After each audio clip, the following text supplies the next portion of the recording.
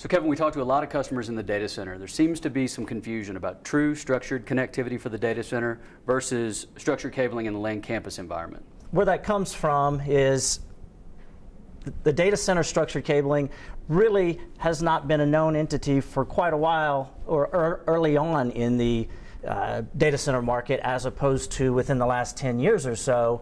And that is because with the data center boom, there's been a much more need to be able to have structured cabling the way that it was originally done in the data center space when IBM came out with the fiber transport system, when they came out with the first fiber attached mainframe. Back in the day, the Ethernet standard, or the LAN-Campus standard, the first structured cabling standard was TIA 568B, and that was created for LAN-Campus environment. The first structured cabling standard was TIA 568, and it was created because of all the different companies doing it their own way. So if you think back, if you think what a LAN-Campus office building looks like and what the structured cabling looks like, is let's say you have a multi-floor building and you have a riser in the middle or on the side, and then you have all the different floors of this building. And then of course you'll have offices out here. Well, a lot of times you'll have, what a network terminology would be an IDF, an intermediate distribution facility. You would have at least one of those on each floor.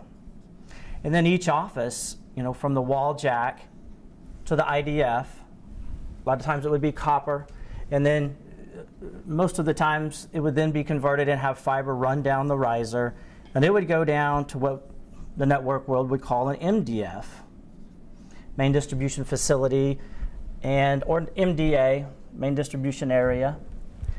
So then in this office, you would have a cable that just plugged into the wall jack, and then it would plug to the computer. Mm-hmm. Fiber would come down the riser, and then at the MDF, you would have a group of patch panels.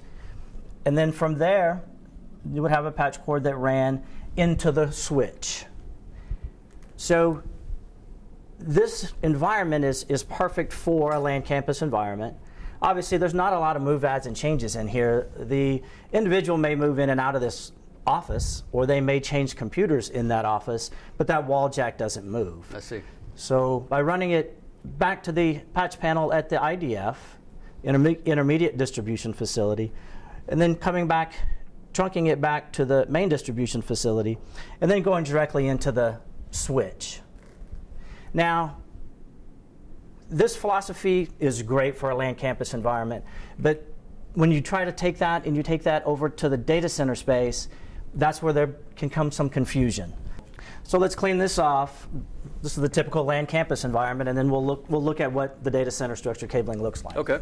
So true structured cabling for environments within the data center really came about with IBM, as I said, with the FTS, fiber transport system, when IBM released the first fiber attached mainframe.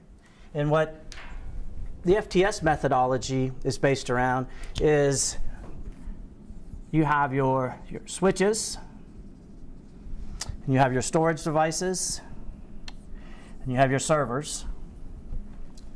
And they created what's called a central patching location. So your switches would be trunked directly into the central patching location.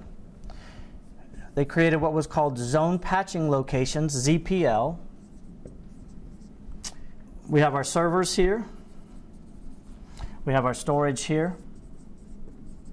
So you put a storage device in, the patch cord runs to the closest zone patching location. As you add servers, the same thing, patch cord goes to the nearest zone patching location. Back at the central, you patch from your server port to your director class switch, or from your storage port to director class switch. So what this does is this takes all of the move, add, and change activity away from the equipment, mainly the switches. So as you continue to add storage and servers, you already trunked to the zone. You're just running a jumper from the zone to the server, and then from the server to the switch. So it's very different than a LAN-Campus environment. Yes, very different, because the data center environment has a number of move adds and changes in a given day or a week or a month. you have your backbone in place to be able to handle all of the turning up the equipment relatively fast. So as opposed to getting into your switch every time you have a new server or storage, it's already trunked to the central patching location. Add a server, all you run is from the closest zone to the server, and then make your patch back at the central. The other thing, as the protocols, speeds, and distance limitations become more important, a lot of the products that were used in the SAN LAN-Campus environment can alter what this may look like. A lot of times in the LAN-Campus environment, for ease, they would put cassettes at the IDF and at the MDF, meaning MTP to LC, and then that was the backbone. And then they would run an LC from the IDF to the office. In this environment, with 1.5 mated pair being the max allowed in this environment, if you were to do this at each of these locations, so you would have 1, 2, 3, and then back here with an MTP here, 4, you would exceed the 1.5 mated pair link loss budget in this environment. So when you mention the word structured connectivity or structured cabling, you really have to clarify what that means to the individual you're talking to. Because if they're used to a LAN-Campus mentality, a lot of times it'll be just an IDF or a zone to an MDF or a central going directly into the switch. And that's more of a LAN-Campus philosophy, as opposed to what we would call a true structured cabling solution based off the IBM fiber transport system methodology, to where you have a true central where all ports on all devices within all equipment in the data center are represented by a port on the front of the patch panel at the central patching location.